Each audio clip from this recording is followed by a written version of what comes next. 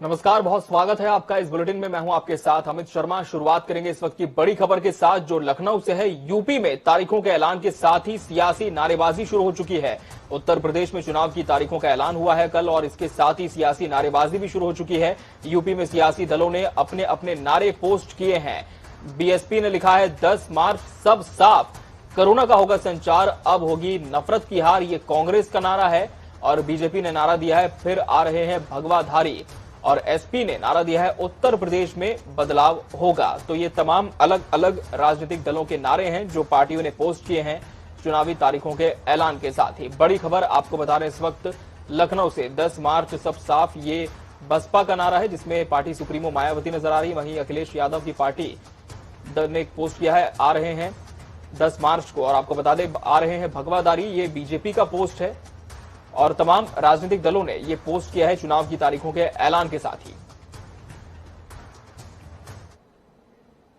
मुख्य निर्वाचन अधिकारी कार्यालय के अफसरों के अनुसार चूंकि विधानसभा भंग नहीं हुई है और वो अस्तित्व में है, इसलिए सीएम योगी कार्यवाहक मुख्यमंत्री नहीं बल्कि पूर्णकालिक मुख्यमंत्री के तौर पर अपने नियमित सरकारी कामकाज निपटाते रहेंगे। जन कल्याण के लिए आपात स्थिति को छोड़कर मुख्यमंत्री अब कैबिनेट की बैठक भी नहीं बुला सकेंगे। कोई भी सरकारी फैसला लेने से पहले उन्हें इसके बारे में केंद्रीय चुनाव आयोग के संज्ञान में इसके तथ्यों को लाना होगा। इसी क्रम में यूपी के मुख्य निर्वाचन अधिकारी से भी कहा गया है कि केंद्र और राज्य में सत्ताधारी दल अपनी शक्तियों का इस्तेमाल चुनावी प्रक्रिया को प्रभावित करने के लिए ना कर पाए। खासतौर पर चुनाव प्रचार अभियान में अपनी आधिकारिक स्थिति का कोई बेजा लाभ सत्ताधारी दल के नेता न उठाने पाए। मुख्यमंत्री सहित राज्य के सभी मंत्री, आयोगों, संस्थानों, अकादमियों और अन्य सरकारी संस्थानों के अध्यक्ष और अन्य पदाधिकारी किसी भी तरह की नई जन कल्याणकारी योजना की अगर हम बात करें तो इसकी घोषणा नहीं कर सकते हैं। और यही नहीं, अब किसी भी तरह की योजना, कार्यक्रम निर्माण आदि का शुभारंभ, शिलान्यास, उद्घाटन करने पर पाबंदी होगी। लखनऊ से खबर है जहां आचार संहिता लगते ही सपा परिवार में बैठकों का दौर शुरू हो चुका है। अखिलेश यादव और शिवपाल आज मुलाकात करने जा रहे हैं। अखिलेश, शिवपाल, मुलायम, रामगोपाल की आज अहम बैठक होगी। अखिलेश और शिवपाल की बैठक को लेकर फोन पर बात भी हो चुकी है और खबर है कि लखनऊ आवास पर यह बैठक प्रस्तावित हो सकती है। बड़ी खबर इस वक्त आपको लखनऊ से बता रहे हैं। चुनाव की तारीखों के ऐलान के साथ ही सपा में बैठकों का दौर भी जारी है। अखिलेश और शिवपाल की आज अहम मुलाकात हो सकती है। लखनऊ आवास पर यह बैठक हो सकती है जिसमें चुनाव के मद्देनजर चर्चा होगी निश्चित तौर पर। और आपको बता दें आचार संहिता लगते ही सपा परिवार में बैठकों का दौर शुरू हो चुका है।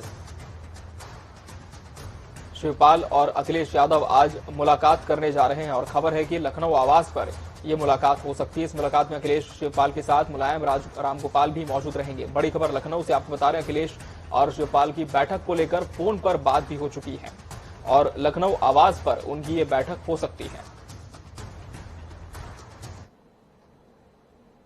उत्तर प्रदेश में विधानसभा चुनाव का बिगुल बज चुका है जिसके बाद राज्य में आदर्श आचार संहिता लागू हो गई है। इस दौरान सरकारी मशीनरी चुनाव आयोग के नियंत्रण में रहेगी। मतदान और मतगणना के बाद नतीजों की आधिकारिक घोषणा के साथ ही आदर्श आचार संहिता हटा दी जाएगी और प्रदेश में आचार संहिता लगते ही जिलों में लगे होर्डिंग, पोस्टर और बैनरों को नगर निगम की ओर से हटाया जा रहा है। आपको बता दें कि चुनावी आचार संहिता लागू होने के बाद कई नियम भी लागू हो जाते हैं। इनकी अवहेलना कोई भी राजनीतिक दल या नेता नहीं कर सकता। इसके तहत सरकारी धन का इस्तेमाल किसी विशेष राजनीतिक दल या नेता को फायदा पहुंचाने वाले काम के लिए नहीं होगा।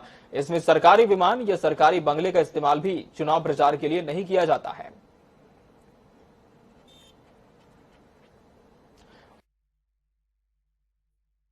और तमाम तस्वीरें आई हैं अलग अलग जगहों से, वाराणसी, लखनऊ, आगरा, मथुरा, रायबरेली, कासगंज की तस्वीरें हैं और बांदा और फतेहपुर की तस्वीरें सामने आई है जहां आदर्श आचार संहिता लागू होते ही जो निर्वाचन आयोग है उसने अपनी तमाम मुस्तैदी भी दिखानी शुरू कर दी है ग्राउंड पर और बोर्डिंग, बैनर्स हटाए जा रहे हैं। और कोड ऑफ कंडक्ट जिसका पालन करना हर राजनीतिक दल को जो कि चुनावी मैदान में उतरता है अनिवार्य होता है और यदि ऐसा नहीं होता है, पालन नहीं किया जाता है तो कार्रवाई भी की जाती है। आचार संहिता लगते ही बैनर और होर्डिंग्स हटने लगे हैं।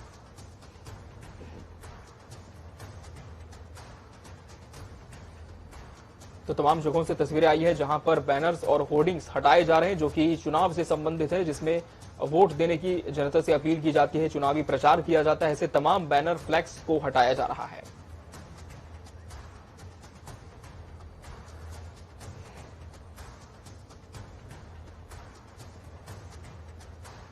तो देखिए तमाम तस्वीरें आपके सामने स्क्रीन पर हैं, किस तरह से फ्लैक्स और होर्डिंग्स को हटाया जा रहा है। दरअसल 15 जनवरी तक जिस तरह से आपको बता दें कि तमाम एक डेडलाइन भी दी गई है और अभी से बैनर और होर्डिंग्स भी हटाए जाने लगे हैं। विधानसभा चुनाव का बिगुल बजते ही ये तमाम होर्डिंग्स हटाए जा रहे हैं। और सीधा रुक करेंगे, हमारे सहयोगी अजीत काम्बोज हमारे साथ देहरादून से जुड़ चुके हैं। अजीत, जिस तरह से चुनावी तारीखों का ऐलान हो चुका है, 7 चरणों में उत्तर प्रदेश में चुनाव होने हैं, ऐसे में हम देख रहे हैं कि अभी से जो तमाम राजनीतिक दल हैं उनकी हलचल तो तेज हुई है, लेकिन अब सिर्फ प्रचार का तरीका यही होगा कि आपसी बैठकों का दौर हो और जनता के बीच अपने संदेश को अलग माध्यम से पहुंचाया जाए। दूसरी तरफ हम ये देख रहे हैं कि जब से कोड ऑफ कंडक्ट लागू हुआ है, इसके बाद से ही लगातार बैनर्स और होर्डिंग्स भी हटाए जा रहे हैं। क्या कुछ और आप वहां पर देख पाए हैं अभी तक, जब से चुनावी तारीखों का ऐलान हुआ है, किस तरह की हलचल है? बिल्कुल अमित, अगर उत्तराखंड की बात की जाए तो 70 विधानसभा में चुनावी आचार संहिता प्रभावी हो चुकी है और 14 फरवरी को यहां पर मतदान होना है। तो ऐसे में सरकार की तरफ से जो भी तमाम तरह की घोषणाएं थी उन सभी पर अब रोक लगा दी जा चुकी है और तमाम तरह की जो व्यवस्थाएं हैं वो सीधे निर्वाचन आयोग के माध्यम से संचालित होगी। राजधानी देहरादून की अगर बात की जाए तो पूरा अमला जमला राजनीतिक दलों का राजधानी देहरादून में मौजूद है। भाजपा की अगर बात की जाए तो भाजपा के जो तमाम बड़े वरिष्ठ नेता है वो यहाँ पर मौजूद है। प्रदेश प्रभारी दुष्यंत गौतम, प्रदेश अध्यक्ष मदन कौशिक, चुनाव प्रभारी प्रहलाद जोशी, इन तमाम लोगों ने कल देर शाम को ही बैठक की है और जिस तरह से चुनावी आचार संहिता प्रभावी हुई है उसके बाद किस तरह से इनका कामकाज होगा, किस तरह से राजनीतिक दल अपनी चुनावी तैयारी को अमली जामा पहनाएंगे, इसकी तैयारी यहाँ पर की जा रही है। सरकार की अगर बात की जाए तो संवैधानिक पद पर मुख्यमंत्री पुष्कर सिंह धामी बैठे हैं, तो ऐसे में उनकी जिम्मेदारी और ज्यादा बढ़ जाती है। कोविड पूरे प्रदेश में प्रभावी है और तमाम तरह की यहाँ पर दिक्कतें महसूस हो रही हैं, लगातार कोरोना का संक्रमण बढ़ रहा है। तो ऐसे में कोड ऑफ कंडक्ट का पालन करने के साथ साथ कोविड प्रोटोकॉल्स का पालन कराना भी सरकार की जिम्मेदारी होगा। तो उसको लेकर मुख्यमंत्री ने साफ तौर पर अधिकारियों को निर्देशित किया है कि तमाम तरह की व्यवस्थाएं कोविड को देखते हुए यहाँ पर पूरी कर ली जाए और मतदान को लेकर जो भी भारत निर्वाचन आयोग की तरफ से गाइडलाइन आती है उसका यहाँ पर अक्षर अक्षर पालन किया जाए। तो तमाम तरह की व्यवस्था यहाँ पर सरकार की तरफ से, संगठनों की तरफ से बनाई जा रही है। मुख्य विपक्षी दल अगर कांग्रेस की बात की जाए तो हरीश रावत लगातार मोर्चा संभाले हुए हैं। उनका साफ तौर पर कहना है कि जिस तरह से भाजपा के तमाम तरह के भ्रष्टाचार, तमाम तरह की बातें निकलकर सामने आई थी, तो आम जनता मन बना चुकी है सरकार को बदलने का। तो ऐसे में कांग्रेस भी खुलकर मैदान में उतर चुकी है। चुनावी आचार संहिता प्रभावी है, तो ऐसे में पुरजोर तरीके से पक्ष विपक्ष के आरोप प्रत्यारोप यहाँ पर शुरू हो चुके हैं। और साफ तौर पर जो बैनर, पोस्टर्स, होर्डिंग्स की अगर बात है तो आज से जितने भी सरकारी दीवारों पर, सरकारी भवनों की बिल्डिंग्स पर वॉल पेंटिंग्स यहाँ पर राजनीतिक दलों की तरफ से की गई है, तो उनको हटाने का काम आज नगर निगम देहरादून की तरफ से शुरू किया जाना है। तो ऐसे में साफ है कि अब जो भी कामकाज होंगे, जो भी banner, poster, hoardings, wall paintings की जाएगी वो निर्वाचन के दायरे में आएगी और निर्वाचन आयोग की परमिशन के बाद ही ये सब कार्य आज से शुरू होंगे। जी बिल्कुल बिल्कुल, तमाम तैयारियां राजनीतिक दलों की भी है, वहीं कहीं न कहीं निर्वाचन आयोग भी मुस्तैद है आदर्श आचार संहिता के मद्देनजर। अजीत, आप जुड़े रहेंगे हमारे साथ। इस वक्त रुक करेंगे लखनऊ का, जहां स्टेट हेड अनिल के अंकुर हमारे साथ कनेक्ट हो चुके हैं। अनिल, चुनावी तारीखों का ऐलान हो चुका है, आदर्श आचार संहिता भी इसके साथ लागू हो चुकी है। इस वक्त आप लखनऊ में क्या देख पा रहे हैं, राजधानी में किस तरह के हालात इस वक्त आप देख पा रहे हैं? चुनावी सरगर्मियों के मद्देनजर आदर्श आचार संहिता का क्या सभी राजनीतिक दल पालन कर रहे हैं या फिर कहीं चूक भी है? साथ ही वहां पर राजनीतिक हलचल किस तरह की देखने को मिल रही है? देखिए, जहां तक होता है कि राजनीतिक हलचल लखनऊ में है, वो लखनऊ की हलचल इसी बात से की जा सकती है कि चुनाव की घोषणा के ठीक बाद आज मायावती लंबे समय बाद एक प्रेस कॉन्फ्रेंस कर रही है, अपने आवास से प्रेस कॉन्फ्रेंस करने जा रही है, जिसमें अभी थोड़ी देर में प्रेस कॉन्फ्रेंस शुरू हो गई है थोड़ी पहले। और उस प्रेस कॉन्फ्रेंस में क्या क्या वो ऐलान कर रही है वो देखने की बात होगी, क्योंकि चुनाव के ऐलान के बाद मायावती की प्रेस कॉन्फ्रेंस होना एक अहम है, क्योंकि पूरे ये चुनावी प्रक्रिया में पिछले 1.5-2 महीने से जब सारी राजनीतिक पार्टियां फील्ड पे थी, चप्पे बजा रही थी, तब तक मायावती अभी से खामोश थी, उनके कार्यक्रम बन रहे थे। उनकी जगह सतीश मिश्रा जो राष्ट्रीय महासचिव है वो जा रहे थे, वो रैलियां कर रहे थे, लेकिन मायावती ने अभी तक कोई रैली नहीं की थी। उन्होंने अभी हाल में बात घोषणा की थी कि वो अगले हफ्ते से रैलियों में जाना शुरू करेंगी, लेकिन चुनावी अधिसूचना जारी होने के बाद अब वो ऐसा नहीं कर पाएंगे। अब आज वो क्या घोषणा करती है देखने की बात होगी। लेकिन मैं बता दूं, मैं इसके बाद कांग्रेस कार्यालय गया, वहां कांग्रेस कार्यालय में चहलकदमी थी।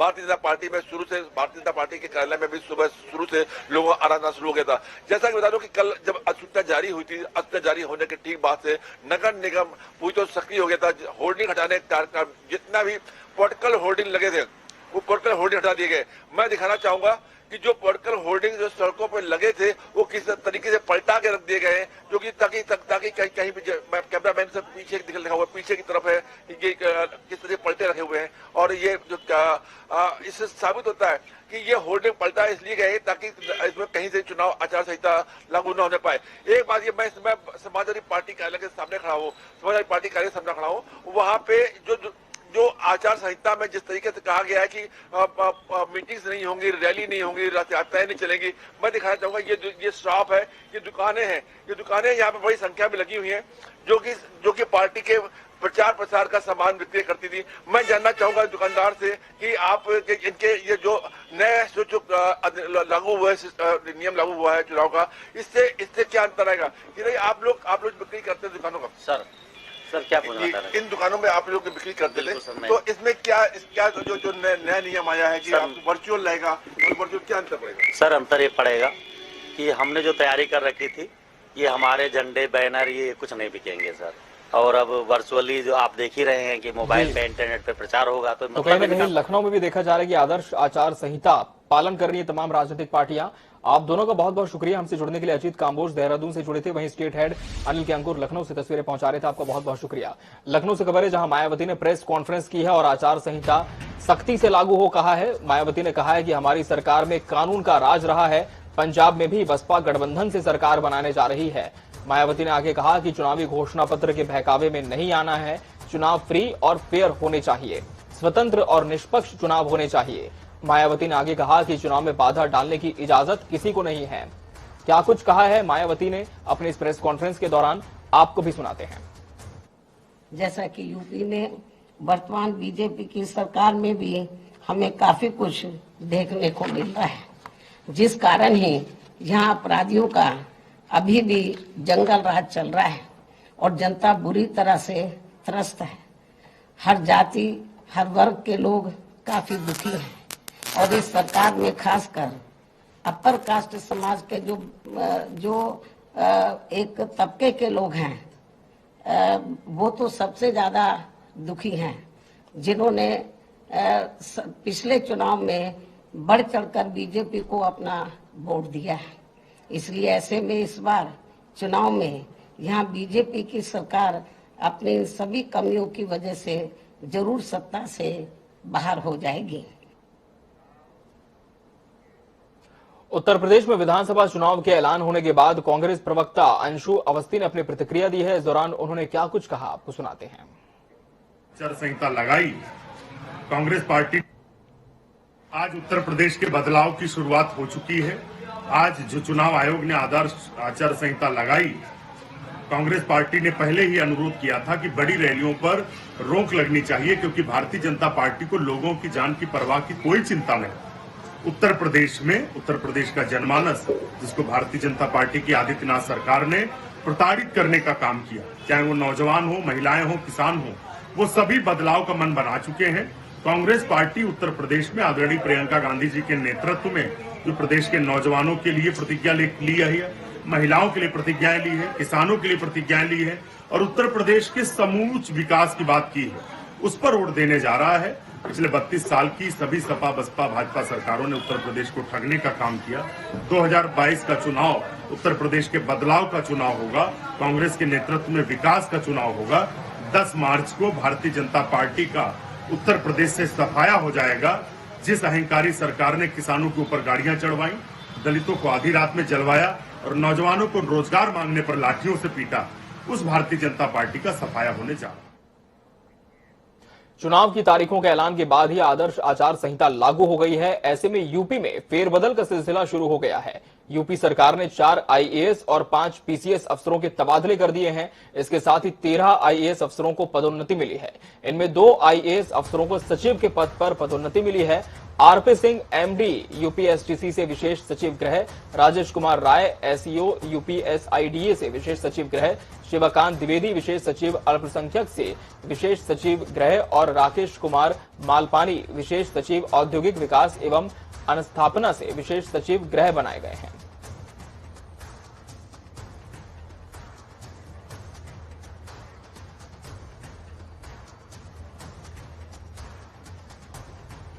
तेरह आईएएस अफसरों को पदोन्नति मिली है। खबर लखनऊ से, जहां सीएम योगी के बाद अखिलेश के चुनाव लड़ने की खबर है। सूत्रों के हवालों से बड़ी खबर आपको बता रहे हैं। सूत्रों के हवाले से बड़ी खबर है, मुख्यमंत्री योगी आदित्यनाथ के बाद अब अखिलेश यादव के चुनाव लड़ने की खबर मिल रही है। अखिलेश यादव भी विधानसभा चुनाव लड़ सकते हैं। मैनपुरी सदर सीट से चुनाव लड़ सकते हैं अखिलेश, और कुछ वक्त पहले अखिलेश ने चुनाव लड़ने के संकेत भी दिए थे। समाजवादी पार्टी के अध्यक्ष अखिलेश यादव, और कुछ वक्त पहले ही उनकी तरफ से संकेत मिला था कि विधानसभा चुनाव में वो उतर सकते हैं, और मुख्यमंत्री योगी आदित्यनाथ के बाद अब उनके भी चुनाव लड़ने की खबर मिल रही है। अखिलेश यादव भी विधानसभा चुनाव लड़ सकते हैं। सूत्रों के हवालों से ये खबर आपको बता रहे हैं। सूत्रों के हवाले से बड़ी खबर है, मैनपुरी सदर सीट से चुनाव लड़ सकते हैं अखिलेश यादव। मैनपुरी सदर सीट से चुनाव लड़ सकते हैं अखिलेश यादव, और कुछ वक्त पहले अखिलेश ने चुनाव लड़ने के संकेत भी दिए थे। मुख्यमंत्री योगी आदित्यनाथ के बाद अखिलेश के चुनाव लड़ने की खबर मिल रही है। लखनऊ से बड़ी खबर आपको बता दें, सूत्रों के हवाले से बड़ी खबर है, अखिलेश यादव भी सदर मैनपुरी सीट से चुनाव लड़ सकते हैं। मैनपुरी सदर सीट से चुनाव लड़ सकते हैं अखिलेश यादव। बढ़ते हैं आगे। उत्तर प्रदेश में बीते 24 घंटों में 2,20,496 कोरोना टेस्ट किए गए, जिसमें 6,411 नए कोरोना पॉजिटिव मिले। वहीं 171 मरीज ठीक होकर घर भी जा चुके हैं।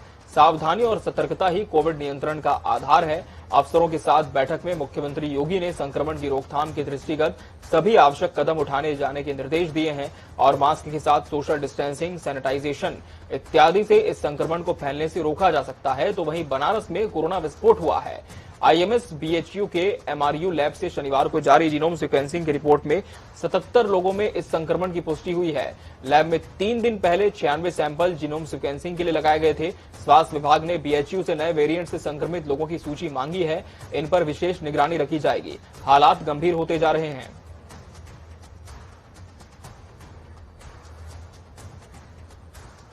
और इसी तरफ करेंगे वाराणसी का। हमारे सहयोगी धर्मेंद्र चौबे हमारे साथ जुड़ चुके हैं। धर्मेंद्र, अगर हम वाराणसी की बात करें तो यहां पर भी संक्रमितों की संख्या लगातार बढ़ी है। इस वक्त की अगर हम बात करें तो एक्टिव केसेस कितने हैं, और आने वाले समय को लेकर स्वास्थ्य अमला कितना मुस्तैद है, कितनी तैयारियां हैं? देखिए, मैं बताना चाहूंगा, वाराणसी में जो कोविड कमांड सेंटर बनाए गए हैं, लगभग ग्रामीण में 10 और शहर में लगभग 18। तो ये जो ग्राफ है, कोविड कमांड सेंटर हेल्पलाइन, जिलाधिकारी वाराणसी ने हेल्पलाइन भी जारी कर दिया है। और वाराणसी में दिन प्रतिदिन जो केसों की रफ्तार है वो जैसे विस्फोट होता है उस तरीके से बढ़ रही है। पहले दिन 120, दूसरे दिन 178, तीसरे दिन 210, और अब कल की जो रिपोर्ट आई है, सुबह की रिपोर्ट जो आई है, उसमें 390 लोगों की पुष्टि कोरोना संक्रमण की हुई है, जिसमें 70 लोग लगभग ओमिक्रॉन से संक्रमित होने की बात आ रही है, जो बीएचयू लैब की रिपोर्ट है। तो उसको जिला प्रशासन ने मॉनिटरिंग के साथ साथ उसकी रिपोर्ट मांगी है, और उसके बाद जो ओमिक्रॉन के केस का ये सिलसिला है उसको लेकर प्रशासन काफी सतर्क है। स्वास्थ्य विभाग की टीमें गठित कर दी गई है, पेट्रोलिंग चल रही है, पेट्रोलिंग है, स्वास्थ्य टीमें जाके जगह जगह कोविड टेस्ट कर रही है। तो जो स्वास्थ्य महकमा है, जिला प्रशासन है, वो लगातार कहीं न कहीं कोविड को कंट्रोल करने की कोशिश कर रहा है। लेकिन जो गति है, जो लोगों में भय है, मैं बताना चाहूंगा, जो लोगों में भय है वो सोशल डिस्टेंसिंग नहीं है, ना ही मास्क का पालन किया। इसी तरीके से पब्लिक में किसी कोरोना का अगर कहा जाए, कहीं न कहीं, और कह सकते हैं कि लगातार जागरूकता की जरूरत बार बार होती है। हालांकि हम देख रहे हैं कि 1.5 साल से वही प्रोटोकॉल का पालन करना है, लेकिन लोग भी कभी कभी लापरवाही बरतते हैं। बहुत शुक्रिया धर्मेंद्र आपका हमसे जुड़ने के लिए। वहीं बात अगर करें देवभूमि उत्तराखंड की, तो यहां बीते 24 घंटे में 1560 लोग कोरोना संक्रमित पाए गए हैं, और शनिवार को किसी मरीज की मौत नहीं हुई। देहरादून जिले में 537 मरीज मिले हैं। कुल संक्रमितों की संख्या 3 लाख के पार हो गई है। प्रदेश की रिकवरी दर 96% घटकर 95.5% हो गई है। वहीं सैंपल जांच के आधार पर संक्रमण पर 10.26% पहुंच गई है। अब प्रदेश में कुल सक्रिय मामलों की संख्या 3,254 हो गई है, जबकि 270 मरीजों ने संक्रमण को मात दी है। वहीं कैबिनेट सतपाल महाराज की शनिवार को कोविड जांच रिपोर्ट नेगेटिव आई। हमारे सहयोगी रितेश सागर इस वक्त हमारे साथ नैनीताल से जुड़ चुके हैं। रितेश, अगर हम संक्रमण दर की बात करें तो लगातार बढ़ती जा रही है, वहीं रिकवरी रेट कम होती जा रही है। काफी चिंताजनक ये बात है, और खासकर ऐसे मौके पर जब तीसरी लहर की दस्तक हो चुकी है। इस वक्त वहां किस तरह के हालात हैं, और स्वास्थ्य अमला कितना मुस्तैद है अपनी तमाम तैयारियों को लेकर? जी हाँ, देखिए, जैसे कि तीसरी लहर का प्रकोप अब जारी है, तो ये सिलसिला हाईकोर्ट से स्टार्ट हुआ था। हाईकोर्ट में एक जज और एक दूसरे जज की, अन्य जज की पत्नी और एक स्टाफ शनिवार को यहाँ संक्रमित पाए गए थे, जिसके बाद हाईकोर्ट के सभी स्टाफ वालों की यहाँ पर जब जांच की गई तो कल जो रिपोर्ट आई 26 एक साथ हाईकोर्ट के यहाँ पर जो स्टाफ के लोग हैं वो संक्रमित पाए गए। उसके साथ नगर के और हिस्सों से लगा के टोटल संख्या 88 यहाँ पर पहुंच गई थी। और इसके साथ ही नैनीताल जिले में धनियाकोट बेताल घाट एक ब्लॉक है, वहां पर एक स्कूल है GIC, वहां की छात्र छात्राओं का जब कोरोना टेस्ट किया गया, क्योंकि जब वैक्सीनेशन किया गया था तो वहाँ कोरोना टेस्ट किया गया तो वहां पर 52 छात्र छात्राएं कोरोना पॉजिटिव आई। जी बहुत शुक्रिया रितेश आपका इस तमाम जानकारी के लिए।